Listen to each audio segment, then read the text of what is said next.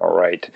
So, welcome everybody to the injury prevention webinar with Athletico Physical Therapy and Karen Shanahan. I'll introduce Karen here in just a minute.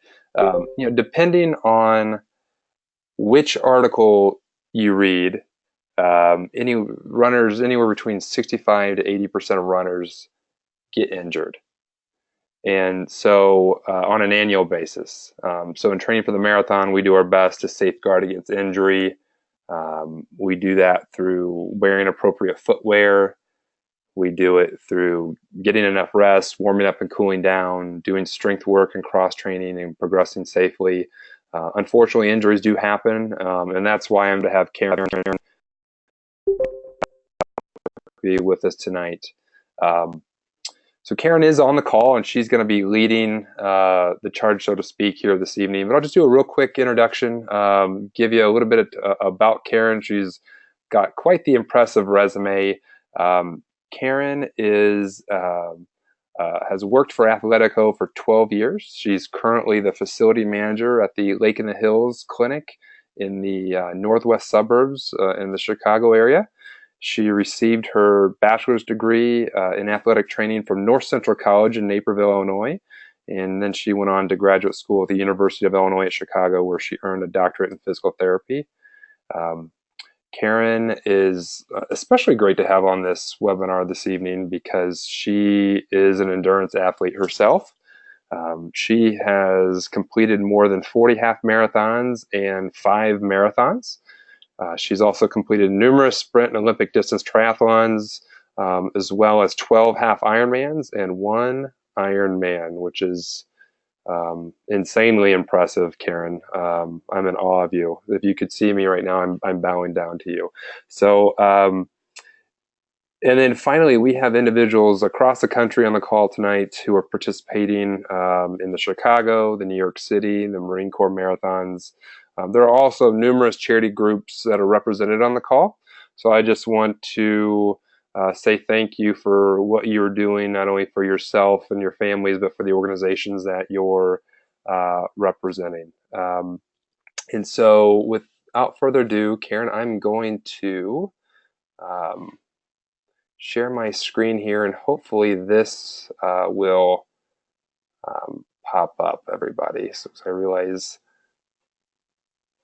everybody has been seeing. Now, is everybody seeing the presentation? Karen, are you seeing that?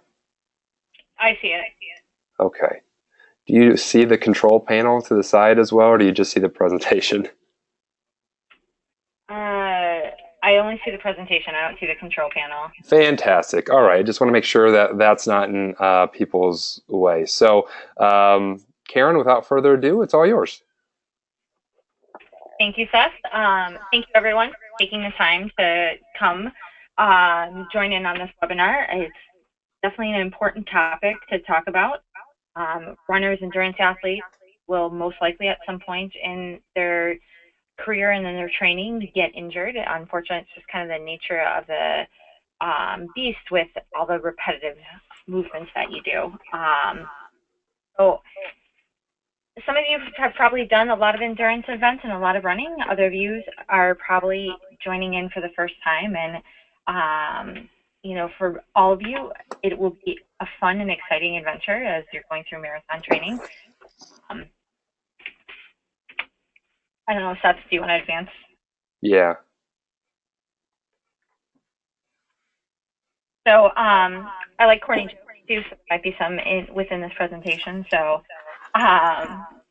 running a marathon, it'll be fun. You'll be fine. But sometimes along the way you get injured. Next.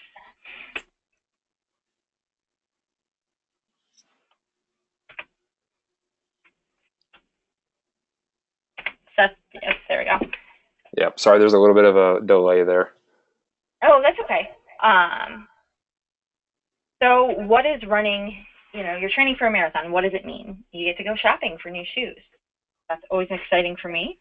You get to meet a bunch of new friends and have a bunch of new running buddies. Food's always a big important topic too. You get all the pasta and the bananas, gels, goos, everything like that. You spend a lot of hours on the road or trails running, and sometimes you might get injured. So common risk factors for running injuries stem from your training. Abrupt increases in mileage, so especially if you're starting from square one, if you're going from a couch to marathon program, increasing your mileage too quickly can contribute to injuries. You've had previous injuries or previous surgeries prior to starting your training, or things that you haven't completely recovered from, they can definitely flare up again and increase your risk for other injuries. The less experience you have, the more likely you're also to have an injury, and that stems because just from the inexperience in your body's not being used to going about the daily demands of a rigorous marathon training program. And then on the flip side too, competitive training can make you a higher risk for injuries. And that's because you're trying to do almost too much a lot of times. You're doing the speed work and the hill work, and you're attempting to, PR for your race, also Boston. Other contributing factors to injuries come from age. Unfortunately, the older you are, the more at risk you are for some injuries. Also, the younger you are, when you're not developed and your growth plates aren't closed, your body hasn't fully skeletally matured, that can place you at increased risk. The type of running shoes, and that could be running shoes that are too supportive, running shoes that are not supportive enough, running shoes that are just kind of old and broken down, running shoes that might be ill-fitting, maybe too small or too big. They can all play a big factor into potential injury, and that is why it's really important to have a good relationship with a local running shop. It's great to buy shoes online, it's great to get cheap deals, but I highly recommend that everyone goes to a running store and gets fitted for a pair of running shoes, and don't think about the color and the style, even though it's fun to have them match your outfit, or it's fun to have them look cool or look fast.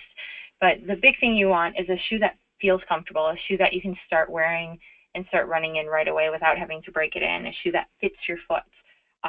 Some people may or may not need orthotics in there, depending on the type of shoe.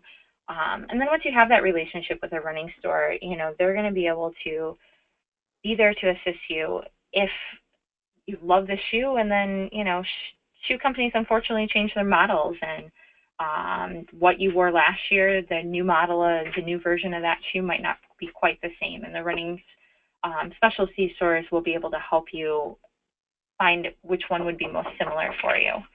And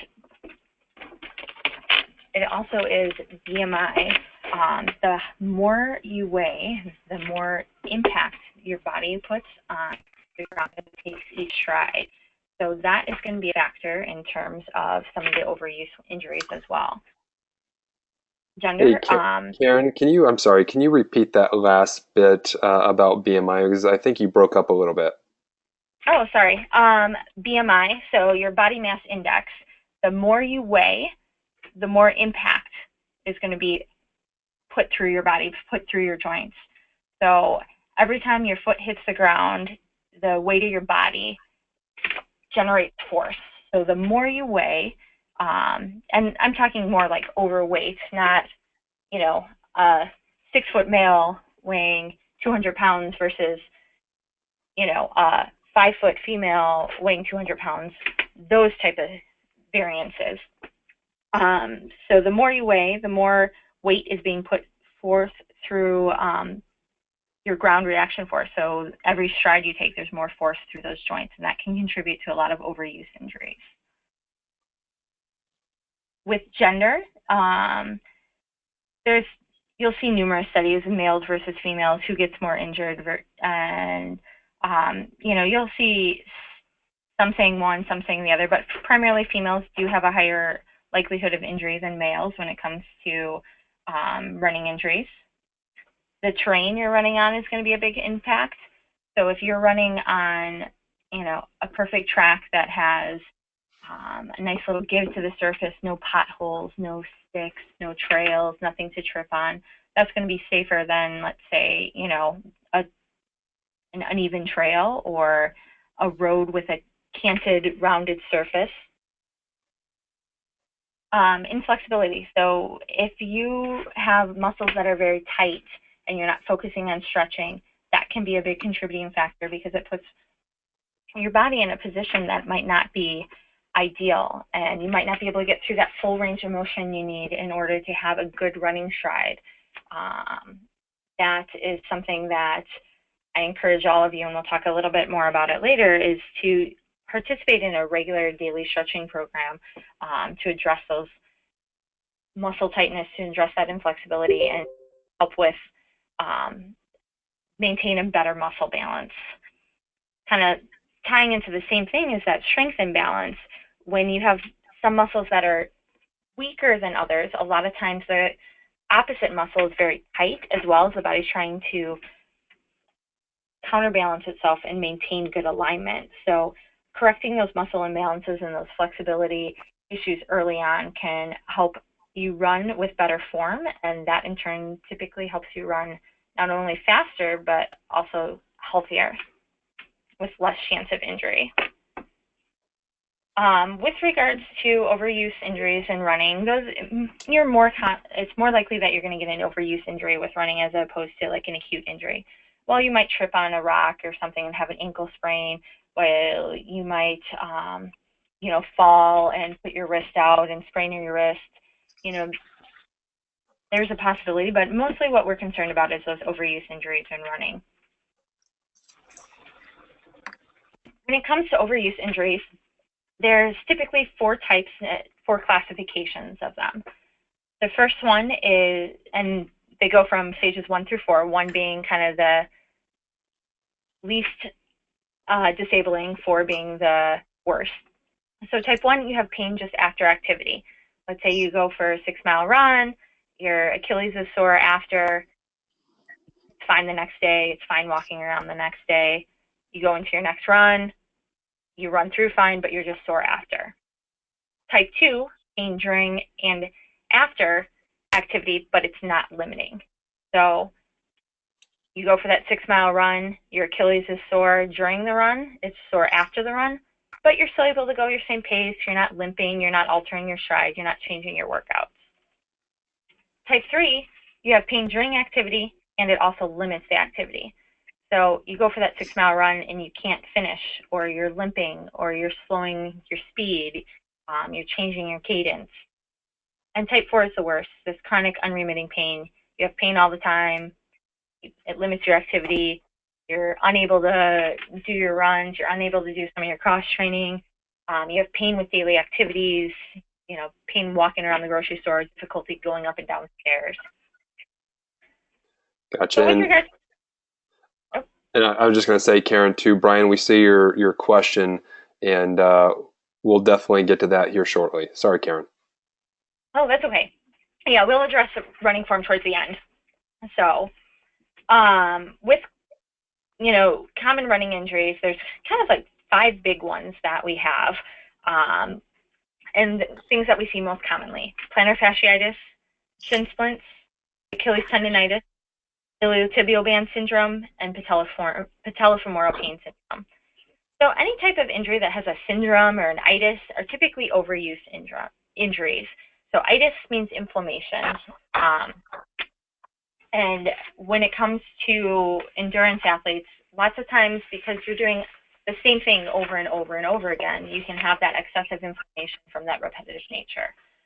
So we're going to talk a little bit about each of these 5, and then we'll talk about a little bit more of the injury prevention tips, and I'll address more running mechanics, which Brian had a question about.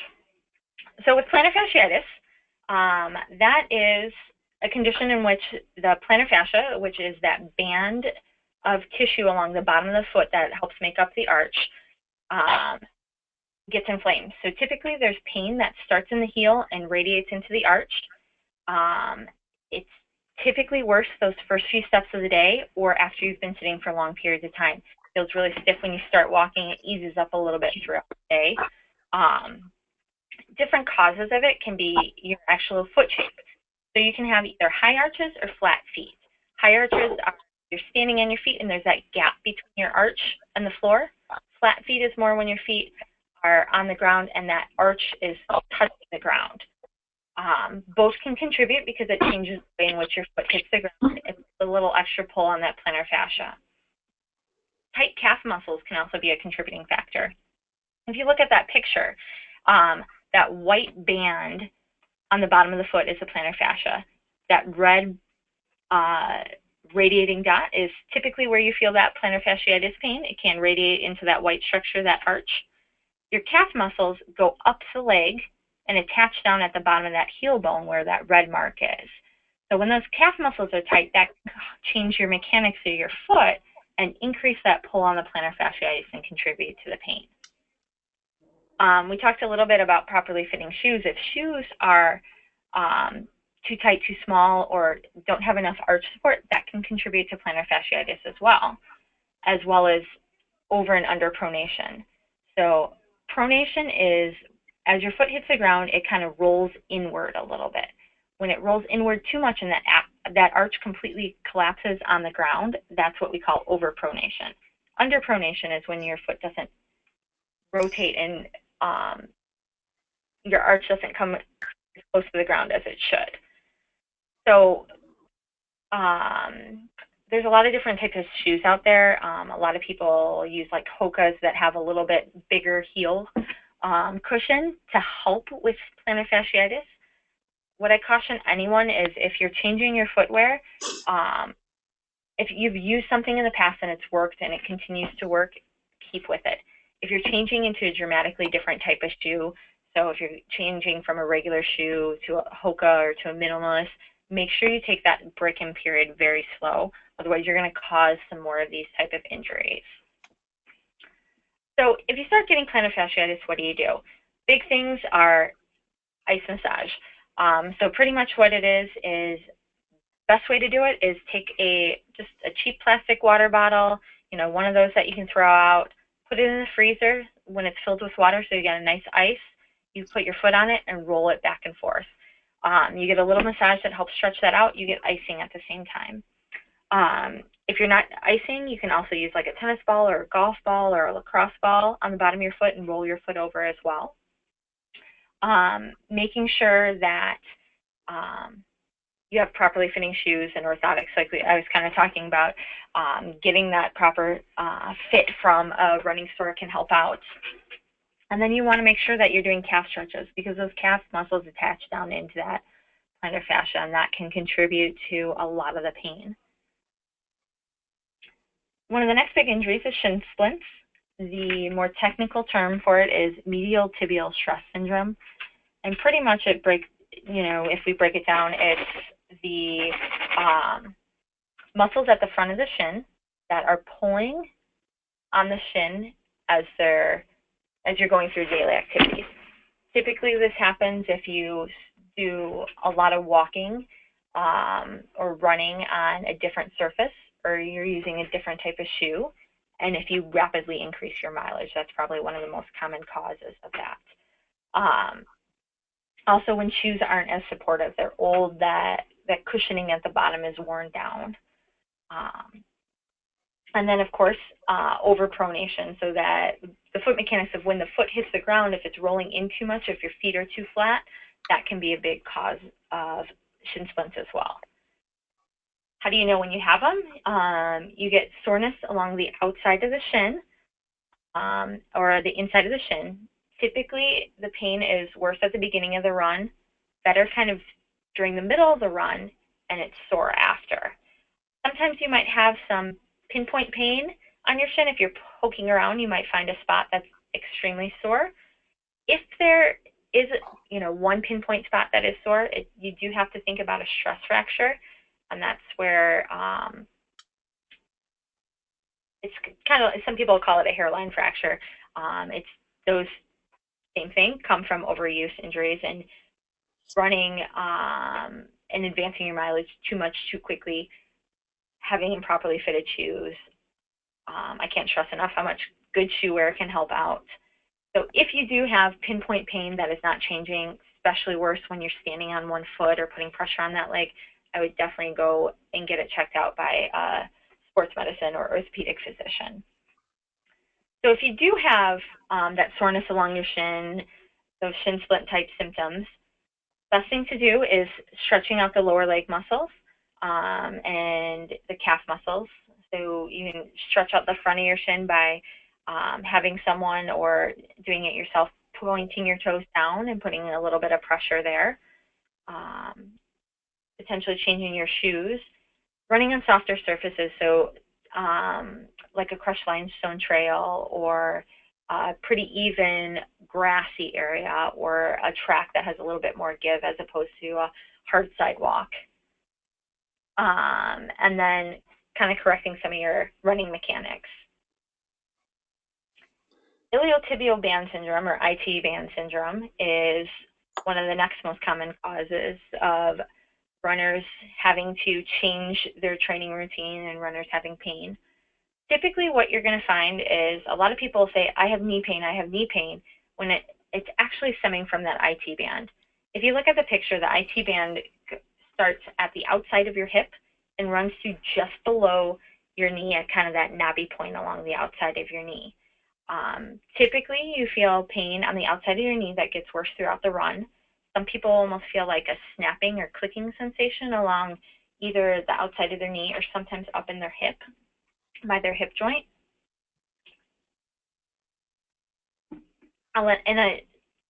There's a lot of tightness with the bending and straightening of your knee, especially going up and down hills or on uneven ground. So causes for this syndrome are tightness in that IT band,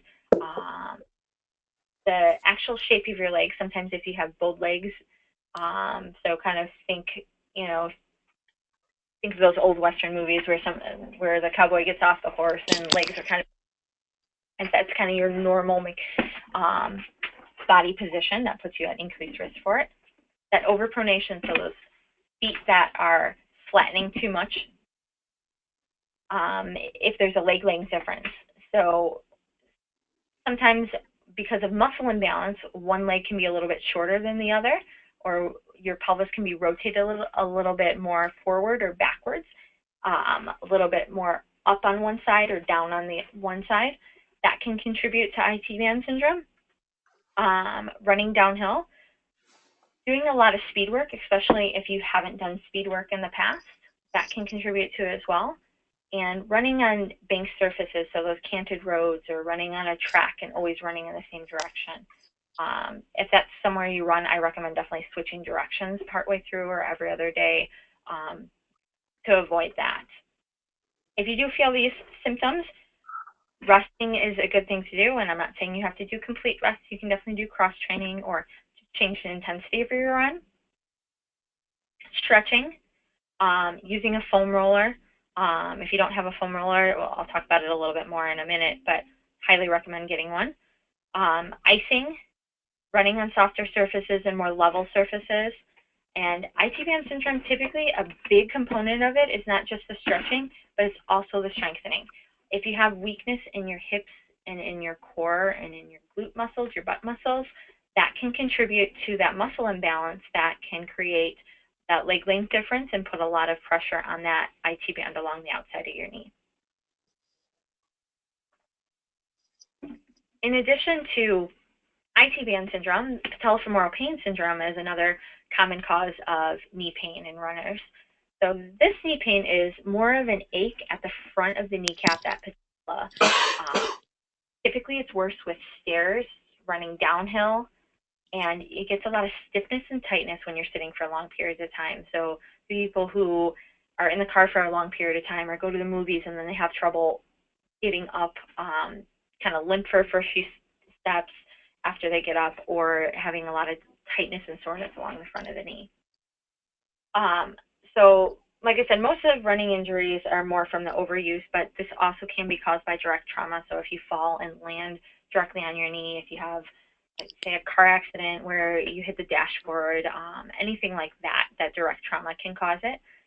The muscle imbalance, if the quad muscles, those muscles on the front of your thigh are too tight and weak, it can cause the kneecap to actually track and slide from one side to the other a little bit unevenly, and that can put increased pressure on one side. Typically, it's a little bit more weakness on the inside quad muscles, so those inside muscles of your thigh. Overuse and excessive pronation, so that flattening of the foot as you're running. In terms of treatment, what to do, icing is always good to decrease that inflammation, and it helps with pain. Correcting those muscle imbalances, so making sure that you have good quad strength, good strength in the front muscle of your thigh, good flexibility in your hamstrings and your IT band, good glute strength, good core strength. There's different taping that can be very effective as well, and a lot of those taping techniques will help the kneecap track a little bit more evenly, so it'll kind of pull that kneecap in a little bit more. There are some braces that do the same thing as well. That kind of just depends on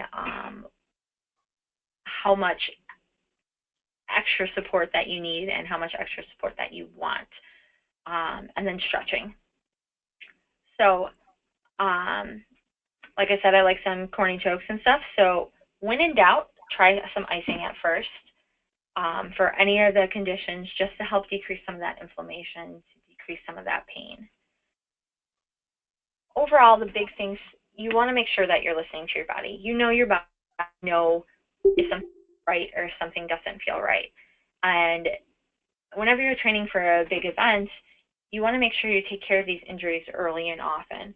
You want to make sure that you're not putting it off thinking, oh, it'll get better, it'll get better. If you're 6 weeks into, an 18-week training program, that's the time to take care of it, so you can continue on with your program. You don't want to be going into your 20-mile run and hurting at that point already because of something that could have been addressed earlier. It's just not going to be fun anymore. And then do follow a training program. Obviously, Seth is awesome. Follow his training advice. He has experience. You need somebody to kind of help guide you through if this was your first race. And even if it's not your first race, having that structured program can help make sure that you don't do too much too quickly. You never want to increase your mileage or your speed more than 10% a week, because that can place you at increased risk for injury, increased risk for overtraining. Always remember, too, that rest days are okay. They're encouraged, actually. Your body has a lot of stress put on it throughout the training, and you need that time to recover. Those muscles, those bones need that time to recover. And mentally, you need time to recover as well. On those days that you can't, because of the injury, put that much pressure on from running, you can't have that impact, do cross-training. Elliptical, bike, swimming, those are great things to take that pressure off and to give your body a little bit of rest, but still increase your cardio. I said numerous times, make sure you get properly fitted running shoes. Stretch and or foam roll and strengthening is key. Starting that early and often. With regards to what to stretch, making sure you're stretching your quads, those muscles on the front of your thigh, your hamstrings, the muscles on the back of your thigh, your calf muscles, your IT band, that muscle along the outside of your leg, your piriformis and your glute muscles. Piriformis is a rotating muscle that's in your glute that helps with a lot of stability of the pelvis. And then making sure that you're strengthening your hips and your core muscles. There's so many different exercises out there. One of the big ones, though, we want to target is those outside muscles of the hips. With running, most of the time you're running straight forward. You're running in a line. You're not really going side to side. That's something that a lot of runners kind of forget about. And because it's not something that we're doing in our sport, we have to make sure that we're addressing that. So putting a band around your ankles and doing sidestepping, doing clamshells on your side, doing kicks out to the side. There's so many different exercises, plank exercises on your side. Those are all good ones to target those muscles. Like I said, use ice to help reduce pain and inflammation, address your injuries early. The other thing, too, you can think about is a video gait analysis. That's where someone, most of the time it's a physical therapist, an athletic trainer, a good running coach, will videotape you running and then break it down using software to slow down and kind of screenshot different key points in the gait cycle to make sure that your body's aligned at, impacted, so that if there's muscle imbalances throughout that, we can address them early and make sure that they're not contributing to that. Kind of stemming along to Brian's question, which is one landing point better than another, i.e. heel to toe or towards the toe box? I wish I could give you a great answer for that, but really it is completely dependent on the runner. So personally, this is kind of my philosophy. If somebody hasn't had a significant change in their running history and they're doing pretty well, maybe a couple nagging injuries, I'm not going to change their running form. That's what's natural for them. It's pretty hard to change running form. It takes a lot of work. It depends on your mechanics. It depends on your body shape. Most people will run with more of a heel strike pattern when it comes to distance running versus, sprinters will run more on their toes or toe strike, forefoot strike. So whatever comes natural tends to be the best for you. If you are switching and going from, a more supportive shoe to a minimalist shoe, most people try and switch a little bit more to a forefoot running just because that heel impact on the ground is going to be greater. You're going to feel greater impact because there's less support from the shoe. So a video gait analysis is one thing that can help see what your running style is, see where that initial contact with the ground is, and see how your body is reacting to that. I've seen numerous runners that are heel strike runners and their form looks great. Everything else alignment-wise is great. I've seen forefoot runners where they're striking their forefoot, but their hips dropping, they're causing more problems in their back, they're leaning too far forward. And on the flip side, I've seen the same thing. I've seen forefoot runners who look great and heel strike runners who are breaking down completely with their mechanics. So I highly recommend a video gait analysis in order to take a look at that if you're thinking about kind of up styles or if you have any specific concerns about the way in which you're running. And I'm not sure, Brian, if you want to comment if that answered your question or not. If it didn't, I can definitely expand on that for you. And Karen, I'll piggyback on what you said.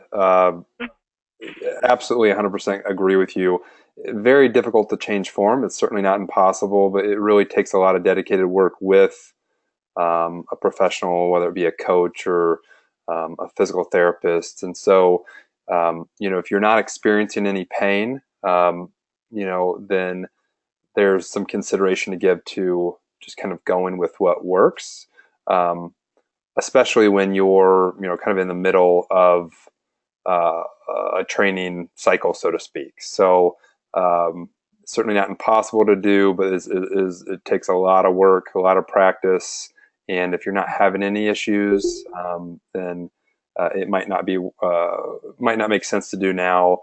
Obviously, there's a lot of information out there about a heel strike versus a midfoot to a forefoot. Shoe companies have completely redesigned their entire offering of shoes to cater to, minimalist running, maximalist running, like with the Hokas, or certainly with Minimus, there's a lot of different options out there. But the most important thing is what Karen said, is get fitted for the running shoes that are comfortable and make sense for you. And if it ain't broke, then don't fix it at this point, is what I would probably recommend. I definitely agree with that, Seth. So if you do get injured, Athletico, we're here to help. We do offer complimentary injury screenings at all of our locations. So if you have something that you're not quite sure if it's something you should worry about or not quite sure in which direction to go, you can call any of our clinics or go to our website to request an appointment, and they are a complimentary appointment with one of our therapists, physical therapist, occupational therapist, if it's more upper extremity injury, or athletic trainer, and they'll take a look at what's going on and help direct you, whether it's you need to go to the ER, you really should go see a physician, you don't have a physician, let's help you get set up and get in quickly, or just, hey, do these 2 or 3 stretches, try it out, and let me know what you think. Um, so now I'll definitely open it up to questions. So if anyone has any, please feel free to chime in. Yes, let me. Yes, and you have the chat box there. So as Karen mentioned, now would be a great time um, a great time to put those questions in. So let's go back a bit because Jared Holt had a question. His question or his statement in question is: I've noticed more pain in the middle of my back post run. Any good techniques, excuse me, to treat? So a lot of times when you're having pain in the middle of your back with during a run, it's because your core is weak and you're kind of losing your form, you're losing your posture as you're running. So strengthening your core typically tends to help out a lot with that because it's going to help hold your body upright. With regards to core strength, it's not only your abs and your lower back muscles, it's those hip muscles as well, because those muscles in the hip will help hold your pelvis steady. So long term, I would say definitely work on strengthening that core. Short term, obviously, if those muscles are tight, you want to stretch them out. Good stretches can be like a child's pose, prayer stretch, in yoga, um, kind of a twisting stretch. Those are good ones to do. And then obviously you can do some icing too if it's really sore. Karen, what do you think about doing, like for that example? I'm guessing when he says middle back, that's more like the thoracic spine. Mm-hmm. Okay, what do you think about doing like a myofascial, like almost like a release, like with like a double, like a peanut or something like that? Would that help? Yeah, you can definitely use kind of a quick and easy thing is take a couple tennis balls, put them in like a tube sock, tie the end, and you can kind of put that against the spot on your mid back and press against the wall or the floor and kind of roll back and forth. Or you can use the foam roll, um, kind of put it horizontally and lay on it and kind of roll up and down or extend back over so you're arching your back over it to kind of get a little bit more mobility in there. A lot of times too, with the thoracic spine, it stems from poor posture throughout the day, especially if you're someone who sits at a desk all day. Most people tend to kind of hunch over, so that can definitely contribute to it. So kind of just thinking about standing up tall, opening up your chest, having that good posture and being able to maintain that good posture can help. Cool, great. Brian had a comment and another question. I just want to, one thing I want to mention is um, Brian was switching some shoes and going from more of a neutral shoe to a toe box type shoe. He said he's a toe striker. You mentioned you're getting blisters. This goes without saying, but Karen hammered home on the point, which because it's a very important point about getting fitted for the right type of shoes. And hopefully most of us have done that already. And if we haven't, that's on the top of our list of things to do. Um, but uh, blisters can be caused by various different reasons, but let's all make sure that we're wearing a good pair of running socks. That may seem so simple, but a good pair of running socks, and Karen, I know you'll attest to this, can make all the difference in the world. Um, Definitely. I'm a big fan, and full disclosure, a brand ambassador for Body Glide. Um, uh, I've never had an issue with blisters or chafing, and I use Body Glide all over my feet with a good pair of running socks, even when I've ran in races where it was a downpour. So that's something to consider. You may already be doing that. That might not be the cause of your blisters, Brian, but just worth noting. Karen, Brian asks, what are good things to do with a foam roller? I guess he's probably asking what are some of the primary exercises or routines that you would do maybe with a foam roller. What are some of the spots that you would maybe hit that are most important for runners? So the IT bands and the foam rollers kind of almost go hand in hand. So the IT band is that um, muscle along the outside of the hip. So if, let's say it's your left hip that we're going to work on, that left IT band, you'd be laying on the foam roller on your left side. Most people kind of cross their right leg over a little bit to give them some leverage and then put your hand or your elbow on the ground and kind of roll up and down. along that foam roller. In the same regards, that's kind of the basic concept for a lot of the foam rolling. You can flip onto your stomach and have the foam roll horizontal across your the front of your thigh muscle, your quads. Roll up and down and get those quads. Flip around, same thing, same position, except the foam roll on the back of your thigh to get strings in your calf muscles. You can actually sit on the foam roll, so have the foam roll horizontal again and sit on it, kind of in a figure four stretch. And you can really roll back and forth to get those piriformis, those deep rotator muscles of your hip, your glutes in there.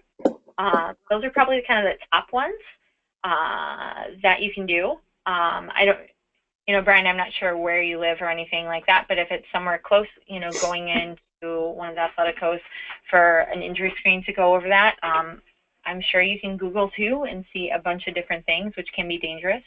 Or my email's at the end too. You can always feel free to shoot me an email, and I have some pictures I can send over your way as well. And also, too, I would say one thing I love about Athletico's website is there's a lot of really great resources on there, and via blog posts, and I think even some videos as well.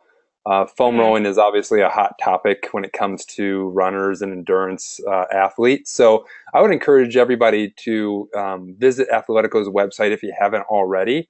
There's a lot of great resources out there, and like Karen mentioned, there's a lot out there in regards to foam rolling. Some good information, some bad. You have to be careful with what you follow.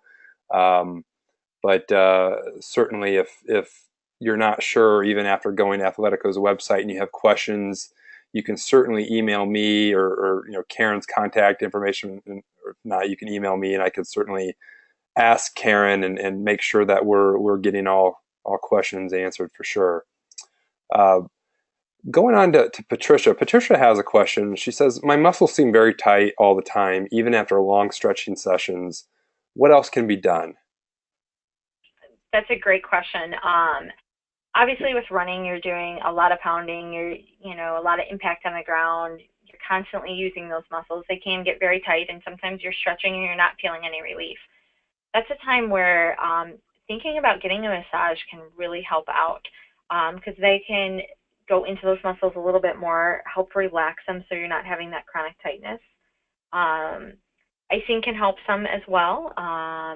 And other things, a lot of people use like Epsom salt baths to help just kind of decrease that kind of resting tightness in those muscles. Those are all good things. But I do recommend getting a massage, whether, I mean, if you can tolerate it, like a deep tissue massage should break down some of those muscle tightness, or just even just a gentle Swedish massage just to help with some of that relaxation. Moving on, Willie has a question. He says, "I know that my hips are constantly tight. It's something that I'm working on. I did notice on my first long run, my left lower leg has been aching. Any good stretches for that section of the body between the knee and the ankle?" So that area, depending on exactly where you're talking about, the back of your leg, kind of in your calf muscles, there's actually two big muscles there, your gastrocnemius and your soleus. The gastroc is the bigger one that's on the outside. The soleus is kind of tucked right underneath. It's a little bit smaller. So kind of doing that forward lunge stretch that a lot of people do in gym class or, grade school sports. Lunging forward and with your back heel on the ground and your knee straight targets that gastroc a little bit more. The soleus, the muscle underneath, if you bend your back leg a little bit, that'll target that muscle a little bit lower. Other things you can do is kind of step on a curb or a step and let your heels drop down. That can target that Achilles and those calf muscles. For the muscles at the front of your shin, pointing your toes down and having someone either gently stretch them or gently stretch them yourself, that can help. And more for the muscles on the outside of your ankle, a lot of times those perineal muscles, they are tight because of your pronation. So the way in which your foot is hitting the ground, if it's rolling in too much, that can contribute to some of it. And doing things like ankle circles, so just circling your ankle and making your foot almost like a pencil. So you're drawing circles in the air or drawing the alphabet. that can work on getting mobility in all directions and help strengthen some of those muscles around there. Awesome. Thanks, Karen. Brian has another question. No worries, Brian. That's what the webinar's for. Keep asking questions. That's fine. He asks, Karen, does continued strength training, parentheses, weightlifting, increase the risk of injury during training? That's a great question, and it totally depends on what you're doing. So if there is someone who's doing bodybuilding and trying to do marathon training, I would say yes, that definitely increases the risk.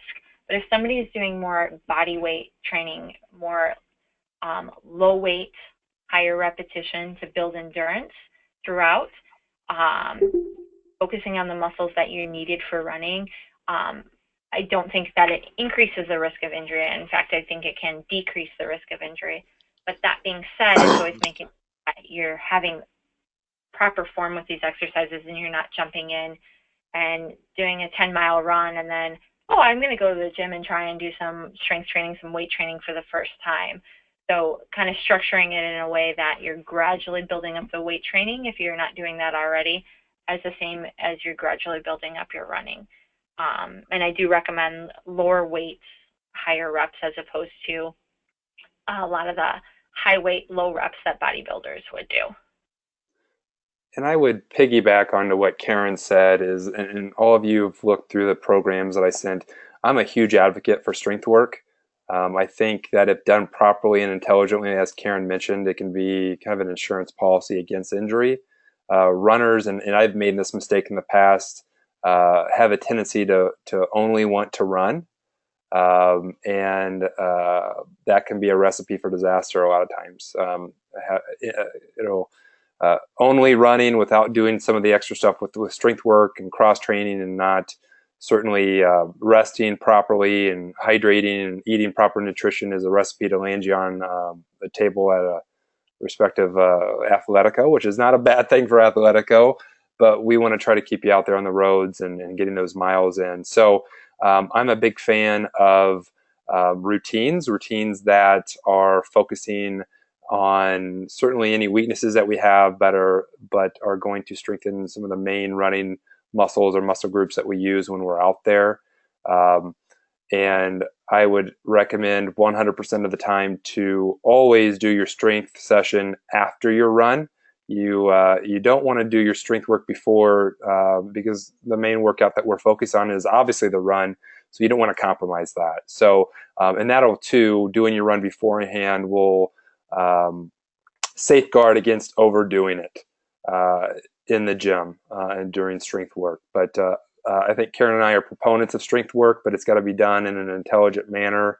And I think it's important to safeguard it against injury. So hopefully you agree, Karen. I definitely agree. And I think a lot of it too is, you can do some great strength work with just body weight, maybe some resistance or a stability ball. You don't need the heavy weights at the gym. You don't need to, bench press, or you don't need huge weights on the leg press or anything like that. Body weight can be perfect for this type of strengthening. So I would definitely say that. And piggybacking on Seth, I agree. You want to make sure your focus of your workout is on what's important for that day. And, if it's the run, it's definitely the run.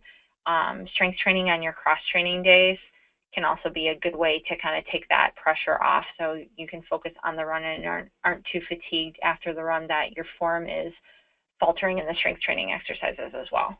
Absolutely. And I'll piggyback on that again, just because I think this is a really important thing that we've touched on in that body weight. I'm glad that Karen brought that up because, if you can't safely carry yourself through running, or running is just basically repeated hops on one leg from one leg to the next, or if you look at it that way, we have to be able to maintain or be able to carry our own body weight from one stride or one footfall to the next. And if we're not able to do that, we have imbalances, we have strength imbalances, then we are going to get injured. So focusing on heavy weights while training for The marathon might not be the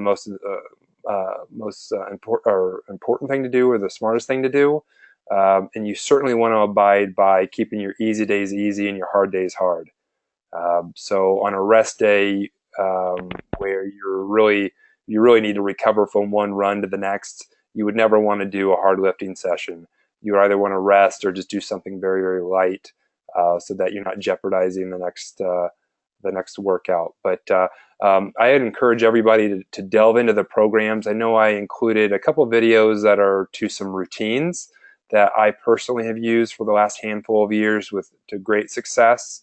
And if you have any questions on those, please email me. But certainly, those strength programs are in the program for a reason, and there are certain days that are prescribed to do strength work after your workout, after your cool down, and you're definitely going to want to do those. Those are almost if not as important as the run themselves. So let's see. Um, do we have any more questions? We have time. We have a few more minutes for a couple more questions if anybody has any.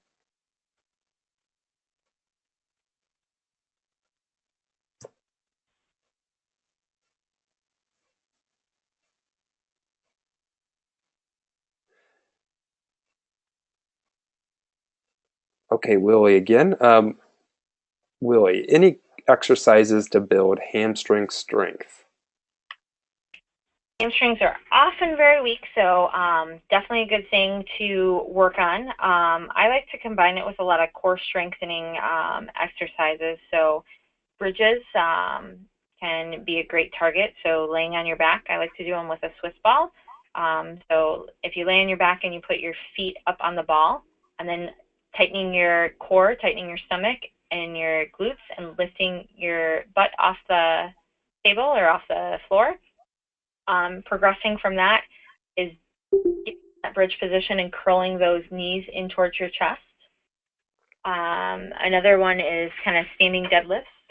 You can, like Seth said, running is it's basically you're on one leg the entire time, like single leg jumps, and you're transferring from right leg to left leg, right leg to left leg. If you're truly running, you're not putting both feet on the ground. So with regards to that, if you do strength training on one leg, that is only going to be a benefit for you. So doing like a standing deadlift, and you don't even need a lot of weights, or you can use like a kettlebell or a medicine ball, or if you're someone who's stronger, you can use a bar, but standing on one foot, back nice and straight, hinging at your hips and reaching down towards the ground and then coming back up. Easy variation is doing it on two legs. The harder variation is doing it on one leg. So those are two good exercises.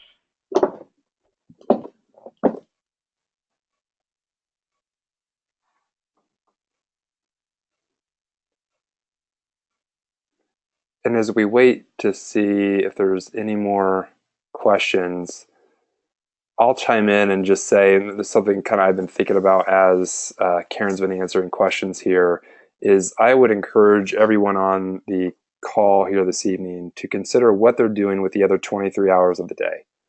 Uh, we put a lot of effort and time into our workouts. But if you are doing some of the wrong things the other 23 hours of the day, you could be all but canceling out the benefits of the workout. And what I mean more specifically is, and Karen touched on it, if you're going and you're putting in a 7-mile run later in the summer, midweek, but yet then you're sitting for 10 hours a day with really bad positioning where your hip flexors are shortened and the posterior side of your body is basically disengaged. It's going to really be hard to progress in training and improve our fitness, and it's going to be really hard to make gains in the gym with doing strength work. So I would encourage everybody. This is something that I'm super, super passionate about. And especially when I work with local clients, something that we touch on all the time. So think about the other 23 hours of the day, how you're moving throughout the day, Certainly, we'll touch on nutrition in the next webinar, but think about your sleep, think about your hydration.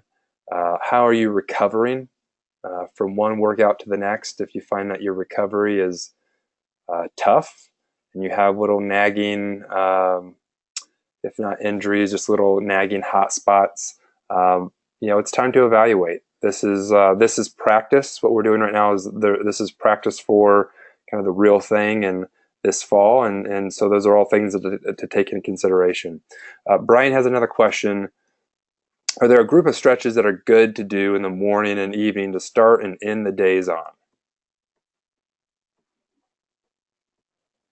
You always want to make sure that you have some type of warm up before you start stretching. So I don't recommend like jumping out of bed and going straight into stretches. So it kind of depends on how you structure your day when you do your workouts. Stretching to increase flexibility is done after you're warmed up. So you have better strength gains at the end of the run as opposed to, jumping out of bed first thing in the morning and stretching. So in terms of like once you're warmed up, and it doesn't mean you have to go running to warm up or anything like that. It's, if you're up walking around, kind of get your heart rate going a little bit, get your blood pumping.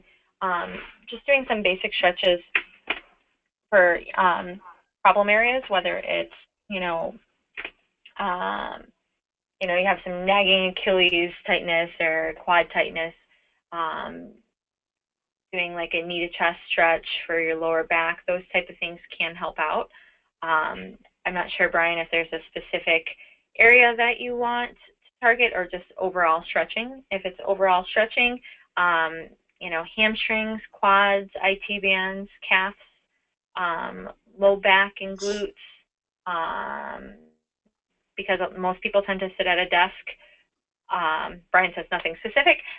Most people tend to sit at a desk all day. Those shoulders get really tight, so doing some neck stretches can help as well, kind of bringing your ear towards your shoulder, kind of using your hand to gently direct it to your shoulder, bringing your elbows to the wall in the corner or a doorway to help open out the front of your chest. Your pec muscles can help out as well.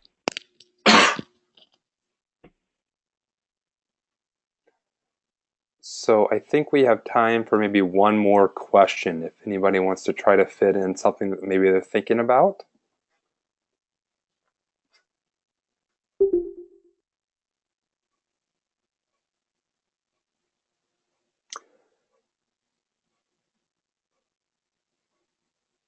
So what we can go ahead and do is, Karen, do you have any parting words of wisdom for those that are on the call tonight?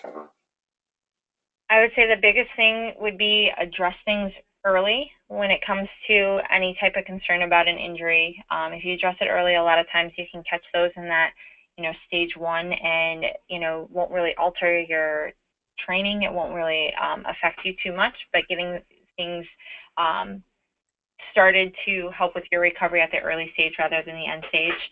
And other good things is just make new friends, have a lot of fun, stay safe, and good luck for everyone. If you do have any questions, definitely feel free to reach out to me. I put my email on the last slide there.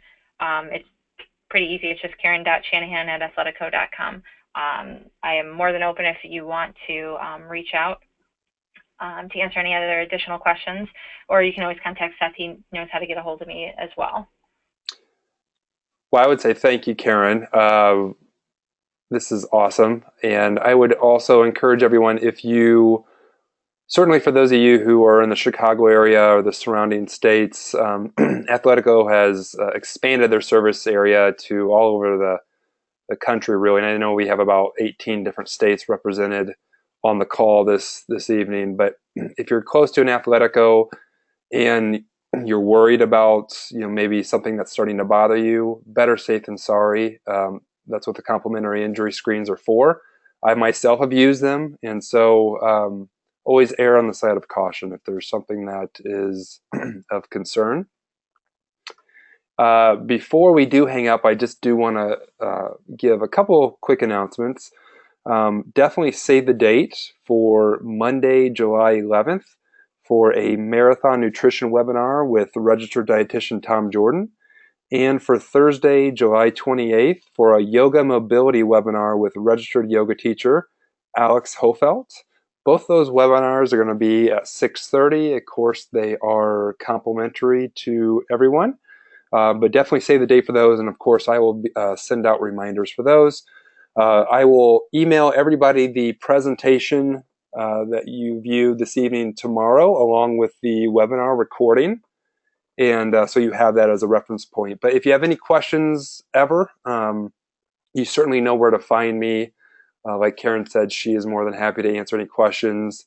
But if you have a question for her and you misplace her email address, I will happily pass that along. And with that, I want to say thank you, Karen, for joining us this evening. Thank you, everybody else, for jumping on and taking a solid hour of your busy week.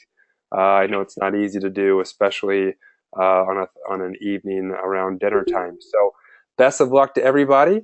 And until next time, we'll see you later. Thank you, everyone.